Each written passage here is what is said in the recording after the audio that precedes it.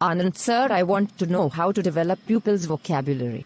Okay, we will discuss some points. A great vocabulary is just one essential tool in a writer's toolbox, along with punctuation, grammar, and many others. Vocabulary can make your writing more powerful and more effective and help you say exactly what you mean. This indispensable tool will help you choose the best word for every job and avoid vague words that do not give your readers a good sense of your meaning. Building your vocabulary is one of the easiest ways to improve the power of your writing and make any writing task that much easier, as you will have several synonyms in your repertoire to pull from every time. Developing your vocabulary need not be difficult or painful. Absolutely right, madam. How you implement vocabulary practices in your classrooms? Here are some of my activities. 1. Use new words. Use a word immediately after you learn it. Try to make a game out of using a new word as soon as you learn it. Every day, try to slip in a new word into the conversation, a journal entry, an assignment, or an email to a friend. Do this as often as possible, and repeat the word to yourself. 2. Read every day. Once you're out of school, word drills and assigned reading become things of the past.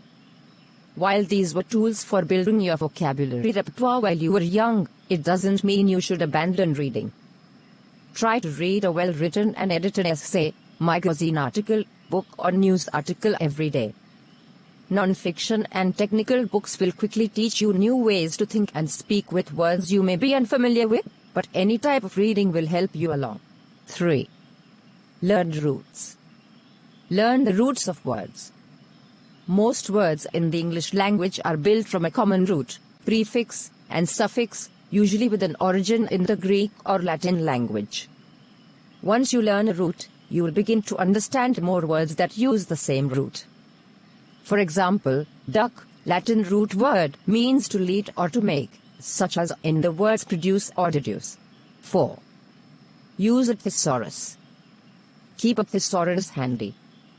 As you write, keep a thesaurus handy and use it when you find yourself using a word too often, or using a word that you know doesn't quite convey the right meaning. This will help you better express yourself, and you'll also learn a new word in the process. 5. Develop practical vocabulary. This means you should start by learning words that express what's important to you for the task at hand. A good example of this is learning trade language or words you use often in a hobby or vocation. Rather than immediately turning to cliches or jargon that's tossed around, look for clearer words to express to peers what you're writing about. Tell us some of your classroom activities. My activity 1. Learn new words every day. To improve your vocabulary quickly, make an effort to learn at least one new word every single day. There are plenty of ways to do this, such as a word of the day calendar or email list, or simply picking a word from a thesaurus or dictionary. 2. Look up words you don't know. How often do you come across words that are unfamiliar as you read? Don't just gloss over them. Take the time to look them up, and if you don't have the time right then, write them down and look them up later. 3. Keep a journal. Journaling won't just help you develop your writing style, it will also help you improve your vocabulary. Try to use new or interesting words you've learned recently into a journal entry for the day or the week. 4. Identify empty words. You're probably familiar with empty words in your speech, such as or but your writing probably has empty words as well.